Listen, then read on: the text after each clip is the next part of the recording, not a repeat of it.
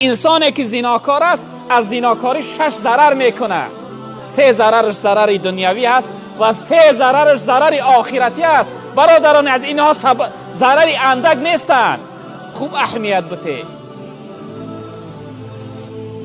اون ضررهایی که ضررهای دنیایش هم پیغمبر بزرگوار گفتن فذهاب البها. انسانی که یعنی که زیناگار است، خداوند او را چقدر بیقدر میگردانه، چهره او را بینور میگردانه، او را در نظر مردم بسیار بد مینماید، یعنی بدنمایان میکنه خداوند.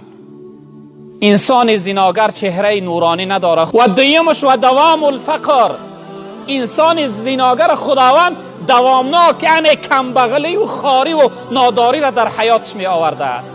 و آخرش و قیصر العمر. خداوند عمر انسان زیناگر را کوتاه می کرده است، رشته عمرش کوتاه می کرده است.